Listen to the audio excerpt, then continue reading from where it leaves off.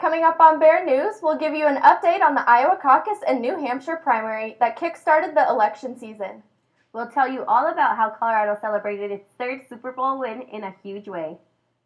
Coming up in sports, the Bears battle the Wildcats and the Bengals on the court.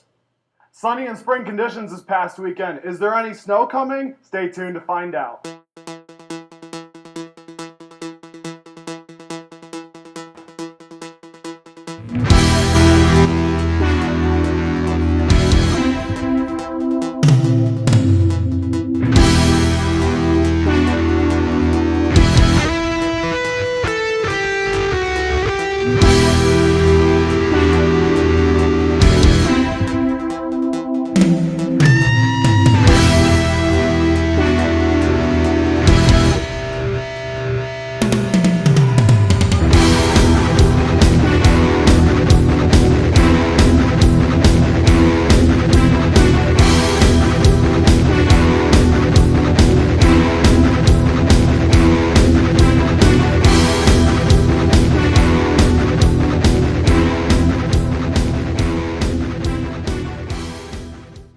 Presidential primary time where political parties decide who their nominee is.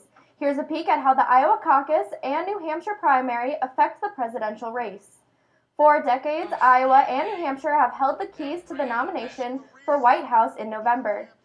These two states account for about half of the news media coverage of the entire primary season, with the winners attracting the most attention. In Iowa, both parties use a closed caucus system, meaning only registered party members can be counted in the caucuses. Republicans use a secret ballot to elect delegates, but the delegates must declare which candidate they'll vote for and are bound to do so at the national convention through the first ballot. The Democratic Party process is a lot more complex. Participants have to publicly announce their vote at the precinct meeting. Voters congregate in groups marked for the candidate of their choice. The candidate with less than 15% of attendees is declared not viable and won't qualify for the election. According to the Iowa Caucus Project, about 1 out of 5 registered voters who show up are Republican or Democrat. But Iowa accounts for only 1% of delegates at the national conventions. The next contest is in New Hampshire, but it's different than Iowa because it's the first primary election. The New Hampshire primary is neither closed nor open. Registered Republicans and Democrats can only vote in their respective primaries, but undecided voters can cast a vote in either party, but not both. Election in November. That's still a good question after the first in the nation Iowa caucuses and New Hampshire primary. Carrying a double-digit lead into New Hampshire primary, Vermont Senator Bernie Sanders easily turned a back challenge from State Hillary Clinton, winning by a 60 to 39% margin. That gives him 13 of New Hampshire's 24 delegates national convention.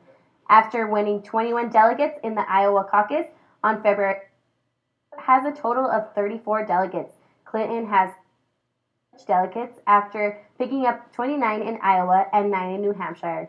It takes 2,300 delegates to win the Democratic Party nomination. On the Republican side, New Hampshire gave Donald Trump the decisive win he sought after coming in second. Trump received about Ohio Governor Joe Kasich broke from the pack to take second with 16% of the vote, which is good enough for 3 delegates. Texas Senator, Florida Governor Jeb Bush, and Florida Senator Marco Rubio fought a tight race for third place. Cruz received 11.5% of the vote and 2 delegates. Bush took the fourth with a bit more than 11%, which was good enough for 2 delegates. Dropped from his second place Iowa finish to take fifth with 10 of the votes. New Jersey Governor Christie's major effort to win New Hampshire didn't work as he received percent of the vote, which was only good place. California businesswoman was 7th with and Dr. Ben Carson was last among active candidates with about 2%. Republican delegate count, Trump now has 17 compared to 10 for Cruz and 7 for Rubio. Kasich has 4 delegates, Bush and Carson each have 3, and Fiorina has 1. A candidate needs 1,237 delegates to win the Republican nomination. The next Republican primary is in South Carolina on February 20th, followed by the Nevada caucuses on February 23rd.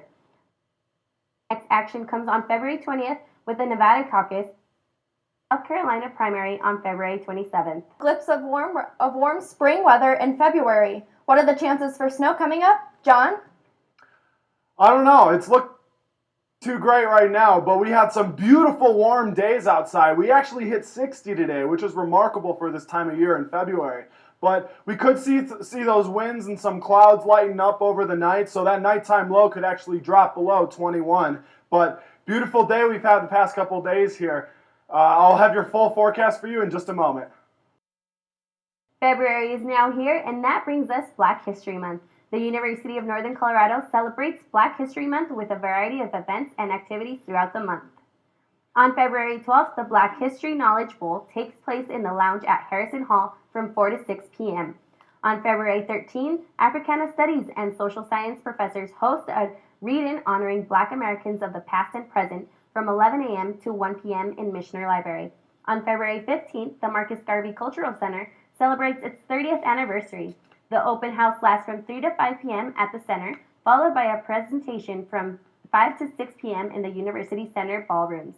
They'll have hours divorce, and a cash bar.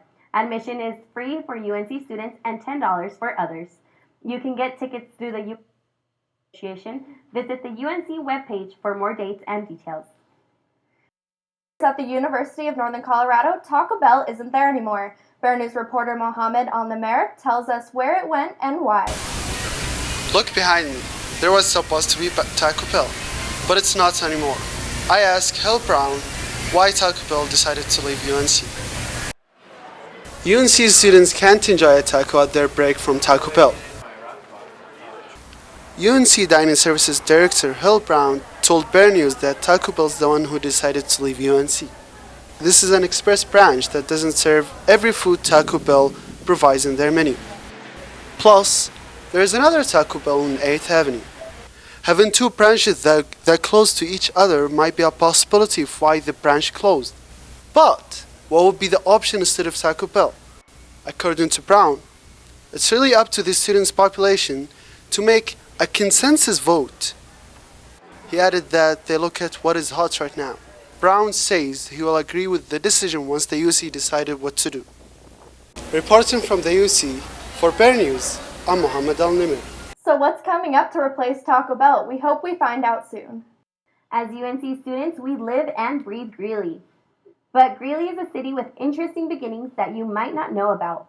It all began in 1870 with a man named Nathan Meeker. He planned Greeley with the vision of a utopic city, one originating in education, religion, and temperance. On April 6, 1886, Governor Benjamin Eaton declared Greeley as an official city, prompting the development of Meeker's vision. Greeley got its humble beginnings from the sugar beet, and as soon as the city was producing 25% of the nation's sugar. The sugar beet factory, built in 1902, brought German, Russian, and Japanese field workers. They tore that factory down to allow room for a cheese factory. Another interesting detail of Greeley's start involves World War II. The city had 2 prisoner of war camps for Germans and Italians. The prisoners would pull weeds and pick crops, as farming has always been essential to Greeley.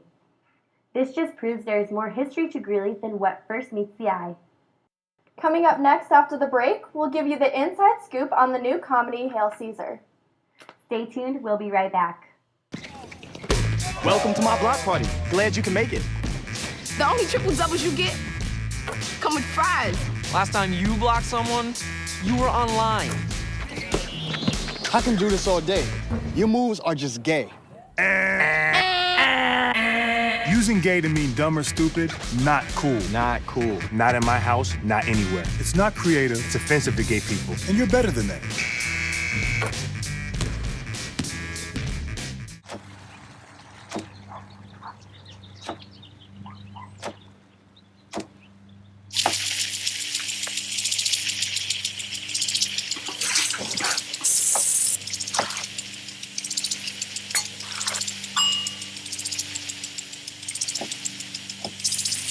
Clean kitchen surfaces, utensils, and hands with soapy water. 1 in 6 Americans will get sick from food poisoning this year. Keep your family safer. Check your steps at foodsafety.gov. lesson has arrived to UNC. No, I'm not talking about learning how to play, I'm talking about a theater play.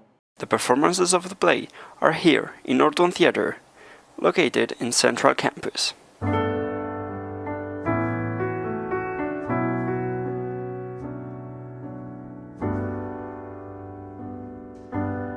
The play is about these two forces, Bernice and Boy Willie, brother and sister, and the family heirloom, the piano, is the struggle between both these characters. It's a story about moving on versus holding on to the past.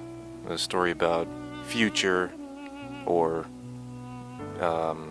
settling into the past and staying there. The play written by August Wilson won the Pulitzer Prize for Drama and was nominated for a Tony Award in the category for Best Play. It's a great show, a lot of love, a lot of anger, but it's a great show, so come and check it out. And if you want to see the show, don't worry, you still have time, but you better hurry. The piano lesson runs until February 14th. Weld County is one of the richest agriculture counties in the nation. The country ranks in ninth nationally and was the only county outside of California to break into the top 10.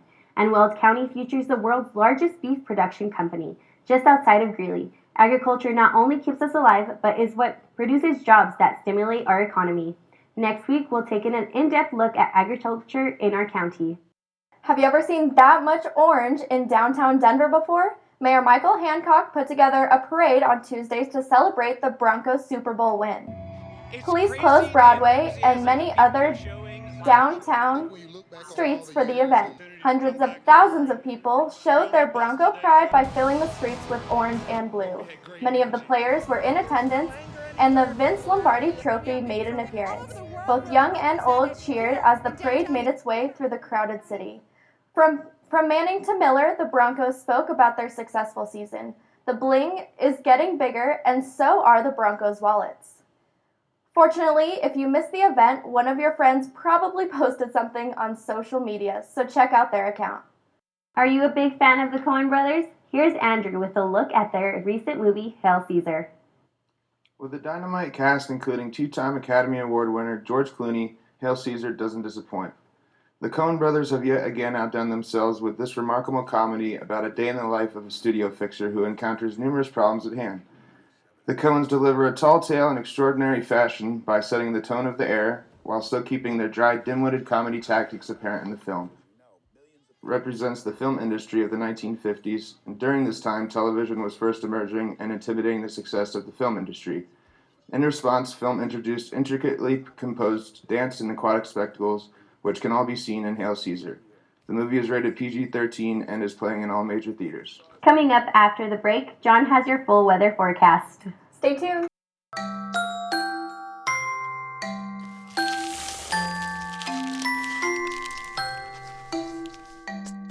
Kids will spend 8 minutes decorating their little brother.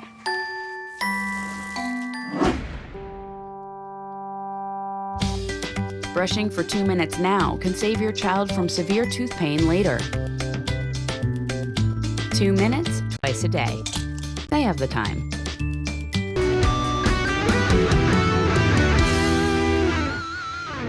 So taking a look right now at the satellite imagery, we have some passing clouds over Colorado, and you can see some of the reflectivities over on the tops of the mountains reflecting the snow off on the satellite imagery. But just a few passing clouds as we have a low pressure system off to the north, moving down into the southeast, but mostly high pressure for Colorado as we're looking for it right now. Taking a look at the temperatures around the country, the conditions around the country right now, we're seeing that in the north dominating all the Canadian weather and bringing all of this moisture down in,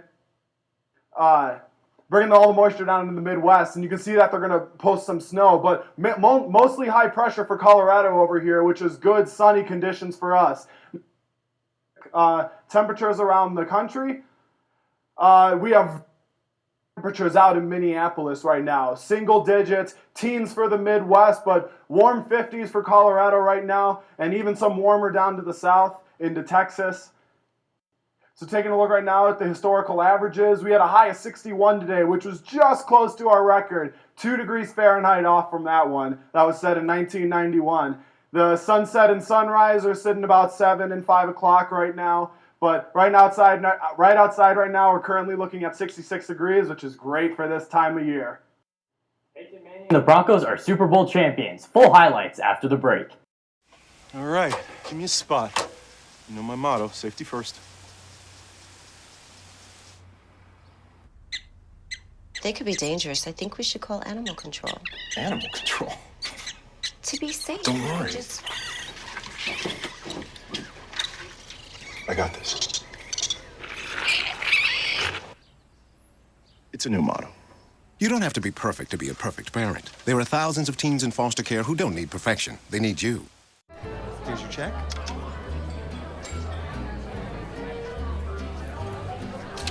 Oh, you got it. You know, since I got rid of my car, I really enjoy walking. Okay.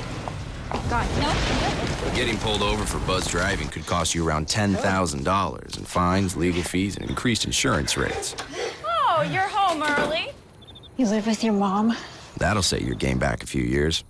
Buzzed, busted, and broke. Because buzz driving is drunk driving. The men's basketball team has to pick up the pieces after Thursday's game against Weber State, which ended the Bears' brief winning streak with a 64-54 loss. The Bears struggled to put up points during the first 5 minutes of the match, up while Weber State claimed rebound after rebound. But the Bears' defense kept them in the game as they finished the first half trailing by a mere 3 points. Junior guard Anthony Johnson led UNC, scoring 14 points, while freshman guard Jordan Davis was close behind with 12 points. But Weber State's offense stepped it up in a notch in the second half, and UNC just couldn't keep up, no matter how hard they tried. The Bears finished the night with only 6 assists, and that's the lowest total for the season. They only shot 16% from the field, and that's the lowest of the year. Well, as they say, you win some and you lose some. The UNC women's lost a close battle to Weber State last Thursday in Ogden, Utah. The final score was 82-79 in triple overtime, despite the Bears leading in most of the stat categories. These included field goal percentages, free throw percentages, and points from the bench. The Bears also had the lead for most of the game until the fourth quarter. Redshirt freshman sensation Savannah Smith led the Bears in scoring. She had 20 points, 4 rebounds, 3 assists, and a block. Sophomore Savannah Scott also had her first career double-double with 16 points and 10 rebounds. She also had 4 steals and 2 assists. The women's basketball team is now 10-11. Their next game is against Idaho State on February 6th, and then Idaho on Friday the 11th in Greeley. The Bears hope to change their luck on Saturday when the Idaho State University Bengals came to town.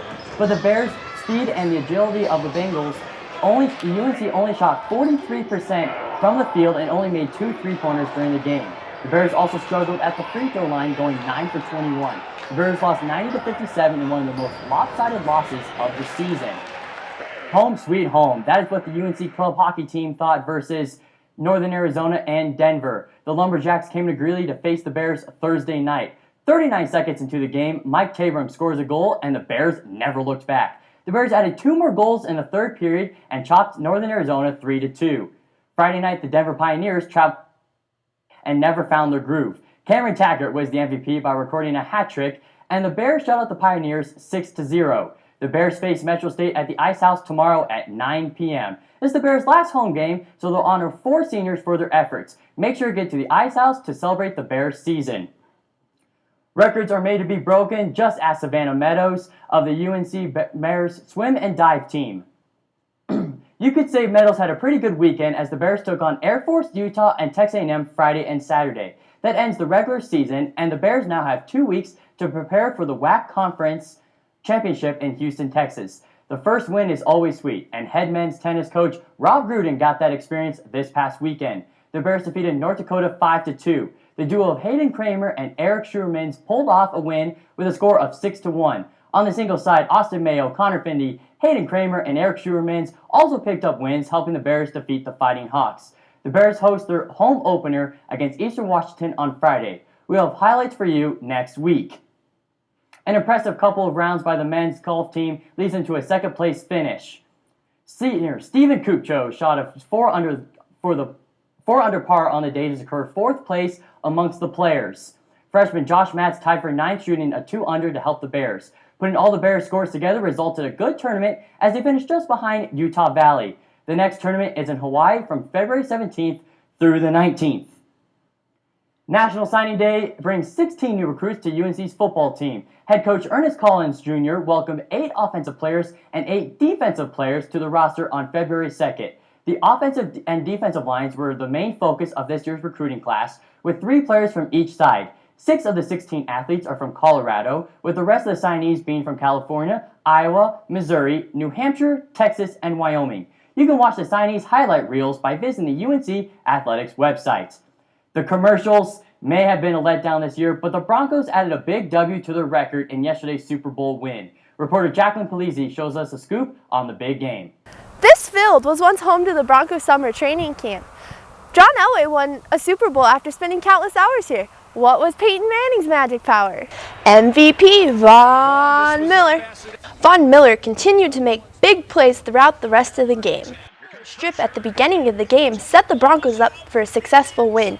Defense may have won the game, but special teams played a big part in this win. Jordan Norwood's punt return that set the NFL record for the longest punt return in a Super Bowl had fans talking. The Broncos won Super Bowl 50, 24-10. 50, you may ask? This is the first time in almost 40 years Roman numerals have not been used to represent the Super Bowl. The Broncos' big win is not the only thing that had people talking this year. This year's Doritos commercial had many people buzzing. If the commercials or Beyonce's halftime show were not your cup of tea, maybe the hot ref caught your eye. Most of the female population was talking about former Cornhusker Clete Blakeman, who officiated the game. Reporting live from Butler Hancock Fields, I'm Jacqueline Polizzi, Bear News. The big question is, will Peyton Manning play another season? No matter what, the team has some time to celebrate and recover before they start off-season spring training. So guys, what did you think of the Super Bowl? What did you think about it? Thought it was really entertaining. All the commercials were really funny this year. I just loved it. I'm still trying to recover with my voice, but from all that yelling, but I'm glad we got that win. I had a great time. It was a great Super Bowl. A lot of food, a lot of commercials. A lot of food, and I guess hot referees. Thanks, Steven. If you didn't have any plans for Valentine's Day yet, your fellow UNC Bears have a few suggestions. Stay tuned. We'll be right back. Hey, I'm Anderson Cooper. As a parent, you want to make sure that your child knows how to deal with bullying when they see it happening. And chances are they want to help, but they don't really know how. I'll teach them that the best thing to do is calmly walk away, find a teacher or other adult, and speak up. And do your part. Be that adult they can talk to and trust will listen. Join me to help stop bullying. Go to stopbullying.gov to find out more. You sure you don't want some? It's chamomile.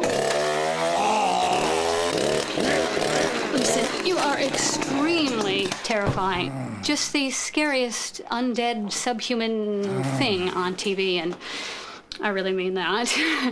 But I am worried that you could give my kids nightmares if they see you, so I'm gonna have to block you. So that's it. Oh, and tell the zombies they're blocked too.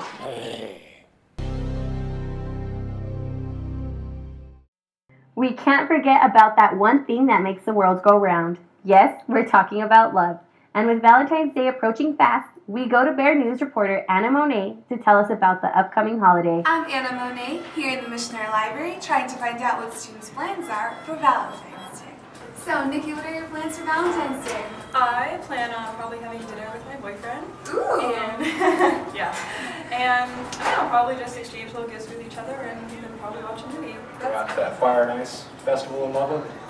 Well, usually my dad gets me some flowers and we just go out for a dinner and that's about it. So this Valentine's, I'll be just basically treating myself to a nice relaxing day. Just hanging out with friends? My plans are I'm actually babysitting for a friend of mine. Probably gonna get drunk by myself. That's good too, as long as it's not red wine, it's acceptable, I think, on Valentine's Day. Yeah, I think so. I'm Anna Monet, here in the Missionary Library. Signing off. Thanks, Anna. Do you have any plans for Valentine's? Not yet. And that's our show for tonight. Thanks for joining us this evening. We'll be back next week. Until then, stay up to date on our Facebook, Twitter, and Instagram, Bear News 98. Be sure to like us. Have a great week.